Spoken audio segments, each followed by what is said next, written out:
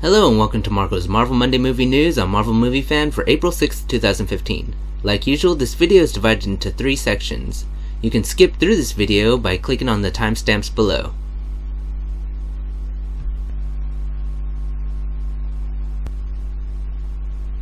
Avengers: Age of Ultron has 2 new TV spots. The first one focuses more on Ultron while the second focuses more on the Avengers. The end of the second one also shows that Hawkeye is aware of his limitations. Avengers also has a new featurette. This gives us a view of the friendship shared between the actors. It also shows us a little more of the movie. This video is a little over 1 minute long.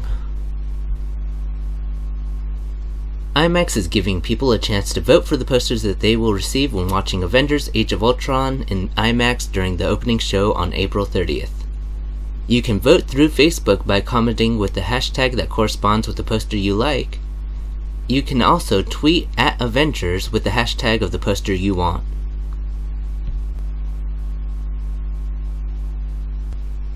SlashFilm.com confirmed that the 2 extra names on the list of cast members attending the red carpet premiere of Avengers: Age of Ultron are not misprints.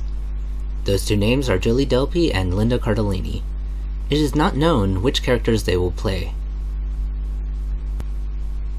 Cheo Hodari Coker is going to serve as an executive producer and showrunner of the upcoming Netflix series Luke Cage. Coker was part of the Southland team that earned a 2012 Peabody Award, and also a 2013 NAACP Image Award for Outstanding Writing for a Dramatic Series. Coker will be working with Mike Colter, who will play the role of Luke Cage. Staying with Netflix, Daredevil has new posters available. These posters include Foggy Nelson, Karen Page, Matt Murdock, Claire Temple, and Wilson Fisk. These posters form one single poster when combined. Just like Age of Ultron, Daredevil has 2 new TV spots. The first new TV spot gives us a little of what to expect in the future, while the second does not show anything new. Just a friendly reminder, Daredevil will start this Friday. IGN interviewed the cast of Daredevil. The interview with Charlie Cox and Deborah Ann Wool is split into 2 videos. The interview with Vincent D'Onofrio is just one. The interviews with Cox and Wool talk about the Easter eggs in Daredevil, in which they state there will be some. They also talk about how they would love to even have a little part in Civil War, but they have not heard anything yet. In D'Onofrio's interview, he talked about his slight knowledge of Daredevil and how he'd love to face off against Spider-Man. He also states that he doesn't know any of the Marvel secrets about Spider-Man, but he would love to see his character beat him up. Elizabeth Olsen was interviewed by both IGN and Marvel.com in the same interview. Both these articles are almost exactly identical. This interview deals with the specifics of Scarlet Witch and also Olsen's time on the set. IGN has one small question that Marvel.com doesn't have and is slightly more detailed. Marvel.com has 2 more questions at the end and is easier to read.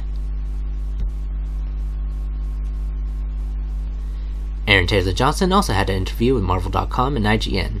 He is asked about Quicksilver and about him playing this role. There's also the question of who would win in a foot race between the other actors on the set.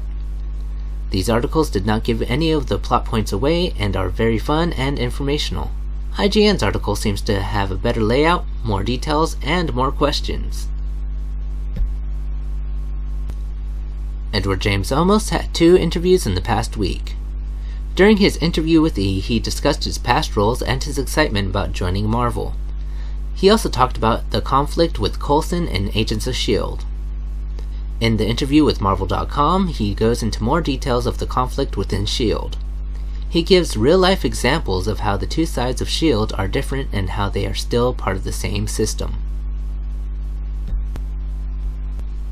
Andy Serkis was interviewed by Empire Magazine. In this video interview, he spoke about his past roles, his current work, and playing Klaue in Age of Ultron. He says that his role is very small and he enjoyed working with Joss Whedon. He also states that he does not know if Klaue will return in the Black Panther movie. This part of the conversation starts a little before the 4-minute mark. After speaking about Avengers, he spoke a little bit about Star Wars. Overall, this was a great interview.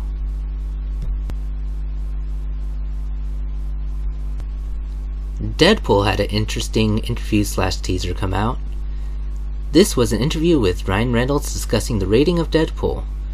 They reveal that Deadpool will be rated R in the way only Deadpool can. This video does contain one cuss word, but is very fun to watch. In other Deadpool-related news, Brianna Hildebrand has just been casted to play a role of a telepathic mutant named Negasonic Teenage Warhead. This will be Hildebrand's first time to play a role in a major feature. There is no word on how big this role will be. Moving on to the other big mutant movie, it is finally revealed that Ben Hardy will play the role of Angel in X-Men Apocalypse. We have known that Hardy was in the cast, but now we know he will play the role of Angel. The question now is, how much of Archangel will we see? A photo of Wolverine in his costume was floating around stating that we will finally see Hugh Jackman dressed as Wolverine. Sadly, this ended up being a fake story, and this photo fooled a lot of media groups. According to Digital Spy, Fox will start selling copies of X-Men Days of Future Past that include the scenes with Rogue that were originally cut from the theatrical version. This will add 17 minutes to the film. Bryan Singer also confirmed this via Twitter. For our last story, Fantastic Four released their international movie trailer. This version is like the US version but shows Johnny and Susan Storm's powers. These were the missing parts that we have mentioned in an earlier video. Well, that's it for this week's news. As usual, there are links to other stories in the extra section in the description below.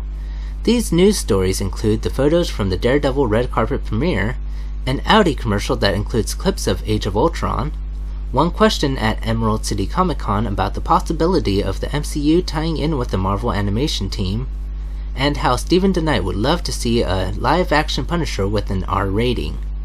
For more information on any of these news topics, click on the links in the description below. Also, please leave a comment if you have any questions or information that I may have left out. You can contact me on Twitter at MarvelMovieFan0. Subtitles are available in English and terribly translated Spanish. If you haven't, please subscribe to this channel and like this video. Thank you for watching. Bye!